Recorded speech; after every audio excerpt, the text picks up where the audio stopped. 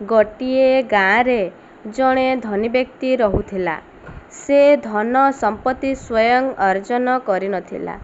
ତାକୁ ସବୁ କିଛି ଉତ୍ତରାଧିକାରୀରେ ମିଳିଥିଲା। ସେ ଦିନରାତି ବିନା ଉଦ୍ୟମରେ ନିଜର ଧନ ବୃଦ୍ଧି କରିବାକୁ ଚାହୁଁଥିଲା।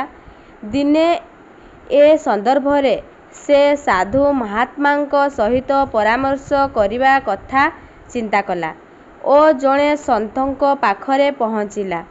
ସେ ସନ୍ଥଙ୍କୁ ପ୍ରଣାମ କରି କହିଲା, ମହାତ୍ମାଜୀ, ଏଭଳି କୌଣସି ସୂତ୍ର ଦିଅନ୍ତୁ ଯଦ୍ୱାରା ମୋର ଧନ ଲଗାୟତ ବୃଦ୍ଧି ପାଇବ।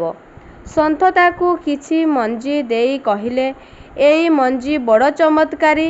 ତୁମେ ଏଗୁଡ଼ିକୁ ନିଜ ବାଡ଼ିର କୌଣସି କୋଣରେ ଆର୍ଦ୍ର ସ୍ଥାନରେ ବୁଣିଦେବ। ତୁମର ଧନ ବୃଦ୍ଧି ପାଇବାରେ ଲାଗିବ। ସେହି ବ୍ୟକ୍ତି ମଞ୍ଜି ଆଣି ଆସିଲା ଓ ସେଗୁଡ଼ିକୁ ଆର୍ଦ୍ର ସ୍ଥାନରେ ବୁଣିଦେଲା।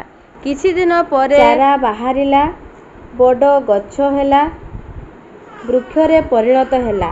ସେଥିରେ ଫଳ ଫଳିଲା, କିନ୍ତୁ ତାର ସମ୍ପତ୍ତି ବଢ଼ିଲା ନାହିଁ।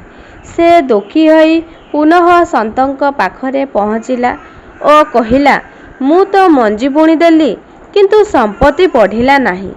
ସନ୍ଥ ସ୍ତୁତି ପ୍ରକଟ କରି କହିଲେ, ମୁଁ ଭାବିଥିଲି ତୁମେ ମୋ କଥା ବୁଝିଯିବ, କିନ୍ତୁ ତୁମେ ତ ବୁଝିପାରିଲ ନାହିଁ। ତୁମେ ମଞ୍ଜି ବୁଣିଲ, ସେଥିରେ ସାର ପାଣି ଦେଲ, ବର୍ତ୍ତମାନ ସେଗୁଡ଼ିକ ଫଳ ଦେଉଛନ୍ତି, ଯାହାର ଲାଭ ତୁମର ପୂରା ପରିବାର ପାଉଛନ୍ତି। ଉଦ୍ୟମ କଲେ ହିଁ ଲାଭ ହୁଏ। ତୁମେ ନିଜର ଧନକୁ ମଧ୍ୟ ଉଦ୍ୟମରେ ଲଗାଅ, ଏହାଦ୍ୱାରା ତୁମର ଲାଭ ହେବ। ଅନ୍ୟଥା ଯେଉଁ ସମ୍ପତ୍ତି ଅଛି ତାହା ମଧ୍ୟ ସମାପ୍ତ ହୋଇଯିବ। ସେହି ବ୍ୟକ୍ତି କଥାଟା ବୁଝିଗଲା।